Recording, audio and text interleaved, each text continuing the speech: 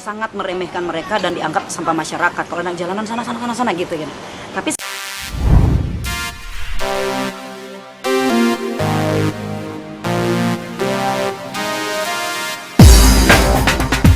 orang sangat meremehkan mereka dan dianggap sampah masyarakat. Kalau anak jalanan sana gitu kan. Tapi saya melihat mereka itu punya potensi seni yang luar biasa. Buktinya ketika mereka berkarya, mereka bisa tampil dengan luar biasa dan bahkan kami sudah membawa mereka tampil untuk di lembaga-lembaga baik pemerintah, di kementerian-kementerian kami sudah bawa, di kafe-kafe, bahkan acara-acara yang notabene adalah acara-acara pemerintah, mereka bisa memberikan yang terbaik. So that's why kenapa saya sangat concern banget kepada mereka dari tahun 2004 sampai sekarang. Saya tetap berusaha untuk mengakomodir mereka, memanusiakan mereka, walaupun kadang mereka tidak dimanusiakan. Satpol PP kadang banyak tindakan-tindakan kekerasan yang pernah saya datengin. Satpol PP datang langsung, bertemu langsung dengan kepala langsung untuk berbicara bahwa mereka itu adalah manusia, punya hak asasi manusia, dan mereka juga anak bangsa. Jadi kita perlakukan mereka juga sama. Kalau mengedukasi mereka silakan, memberikan arahan-arahan silakan. Namanya juga pemerintah, kita mengikutin. Bahkan dari sejak founding father kita pun di Undang-Undang Dasar 1945 itu pasal 34 berkata bahwa fakir, miskin, dan anak terlantar dipelihara oleh negara. Itu yang menjadi acuan kami. Kami tidak menyalahkan pemerintah kenapa sampai saat ini tidak dipelihara. Tidak, gitu. Saya sudah pernah mendatangi, kami pengurus yayasan sudah pernah mendatangi Kementerian Sosial, sudah berbicara dengan beberapa direktur. Mereka sangat mengapresiasi kegiatan-kegiatan ini, bahkan mereka sendiri sudah berterima kasih kepada kita karena kita sendiri dari yayasan ini membantu programnya dari pemerintah, khususnya dari Kementerian Sosial. Tetapi dalam hal ini kita baru audiensi doang dan kita membicarakan program-program yang sudah kita jalanin selama ini. Dan mungkin next ke depan kita bisa mungkin mengajukan, mungkin bisa ada CSR-nya atau apa. Tapi karena ini lagi lockdown, lagi benar-benar tidak boleh melakukan aktivitas apapun, saya pun kemarin coba gitu loh untuk dari ya personal, dari hati ke hati, tapi mereka bilang memang lagi lock semuanya ini dia, jadi mungkin mereka hanya bisa memberikan support motivasi buat kita, ya itu pun kita sangat berterima kasih. Tapi saya karena saya orang pergerakan, saya tidak bisa tinggal diam gitu loh. Teman-teman saya, keluarga saya semua pasti bilang diam di rumah, nggak boleh, ini virus yang sangat mematikan apapun. Saya bilang hidup kita sudah di tangan Tuhan. Kalau memang sudah waktunya kita kembali, tapi kita pun tetap harus menjaga ya, harus tetap juga mendengar himbauan dari pemerintah. Karena kalau saya tidak datang, anak-anak saya sudah teriak. Udah, mereka bukan mati karena corona, tetapi mati karena kelaparan, sangat miris banget gitu. Tapi tetap kita mensupport dari pemerintah. Jadi intinya saya dari 2004 sudah bersama dengan adik-adik seniman jalanan Indonesia sampai sekarang, dan anggota kami sudah ada tersebar karena kami kan Indonesia, seluruh Indonesia. Udah ada beberapa cabang yang ada di beberapa daerah. Kalau untuk DKI sendiri yang terdaftar karena kami pakai ID card. Kami harus pakai ID card karena banyak juga anak-anak jalanan di sana yang masih banyak kriminal, ya kami kalau tidak ada ID card kita tidak bertanggung jawab gitu.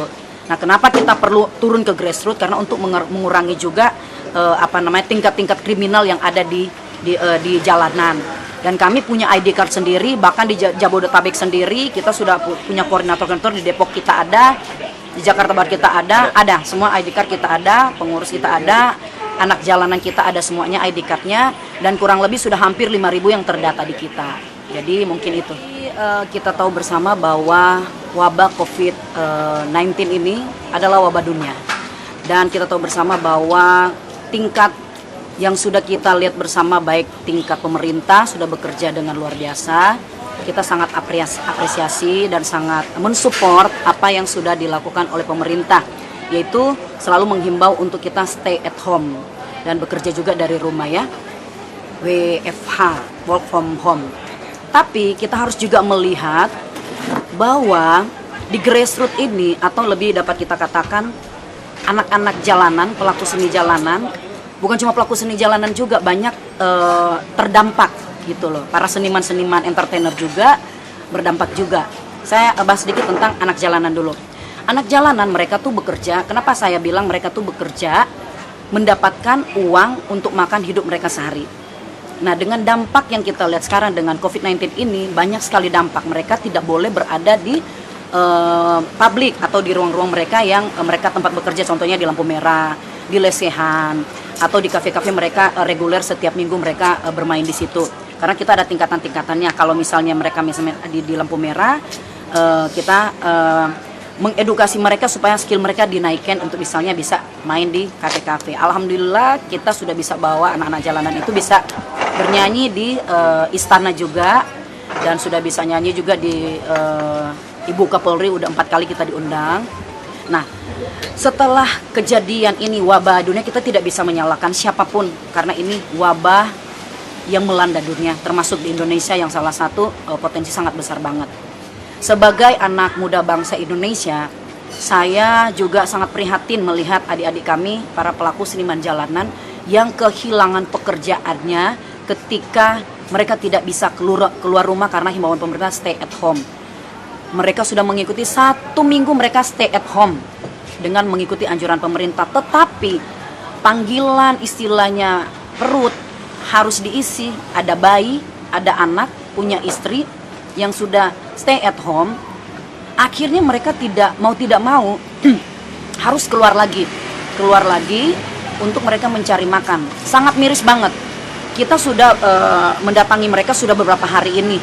Sudah beberapa hari kita kunjungin dan kita bertanya sama mereka, dan mereka bilang, ya kita udah nggak bisa bertahan di rumah lagi karena kita butuh makan, butuh suplayan. Sedangkan yang terjadi ini belum sampai di grassroots.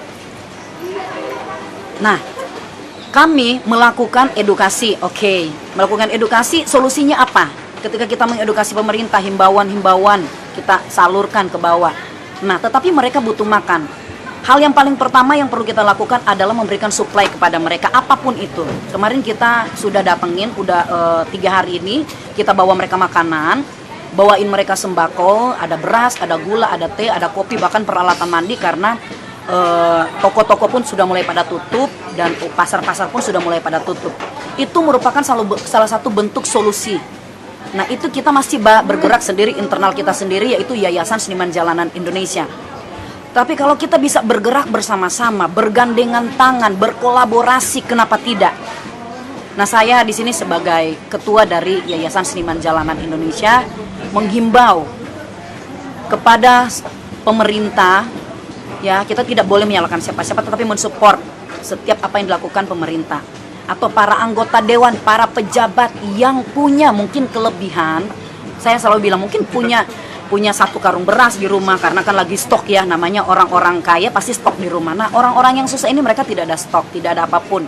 Bahkan tadi malam saya bawain mereka vitamin, bawain susu bayi mereka, saya bawain susu supaya mereka bisa bertahan hidup, memperpanjang hidup mereka paling berapa hari ini. Saya menghimbau kalau punya beras 2 liter aja bisa berbagi mungkin 1 liter buat saudara-saudara kita yang di bawah yang membutuhkan. Mereka tidak minta uang, tidak minta apapun. Karena kita pun dari yayasan sendiri sudah mensuplai mereka. Tapi saya bilang lagi, kalau saya bekerja sendiri atau teman-teman saya bekerja sendiri, di sini ada adik-adik entertainer juga yang mensupport, langsung datang ke TKP langsung. Mereka mensupport luar biasa. Kita boleh bergandengan tangan, mari bersinergi. Bapak-bapak mungkin takut keluar, waduh ini kan wabah, kita nggak bisa keluar, stay at home, anjuran pemerintah, yes benar, kita support. Kalau Bapak Ibu mungkin takut keluar rumah, biar kami yang bekerja, kita tetap stay at home, tapi biar kami yang menyalurkan bantuan mungkin dari Bapak Ibu yang mau berdonasi, mau memberikan mungkin sedikit bantuan buat adik-adik kami ini untuk memperpanjang kehidupan mereka, perut mereka. Mereka tidak pernah meminta-minta selama ini, tapi kalau mereka sudah teriak berarti mereka sudah dibatas, memang sudah tidak bisa melakukan apa-apa. Jadi yang kami lakukan itu yang pertama, kita langsung datangin TKP mereka, langsung memberikan mereka bantuan. Nah, malam ini juga kami akan mengunci mungkin tempat pemulung, karena di Pancoran sini ada namanya Kampung Pemulung. Di situ ada hampir 1000 orang yang ada di situ, memang khusus kampung pemulung di situ. Nah, besok program utama kami akan mengunjungi 5 tempat ibadah sesuai dengan yang kita sudah di flyers. Kita akan mengunjungi karena tempat-tempat ibadah itu juga banyak yang mereka datang. Kita tidak mengumpulkan massa, tetapi para penjaga-penjaganya, tukang bersihnya, tukang sapunya kita datengin karena mereka bekerja nonstop, tidak ada mungkin libur atau apapun. Juga kepada satpam-satpamnya, contohnya di sini itu ada 24 jam mereka bekerja.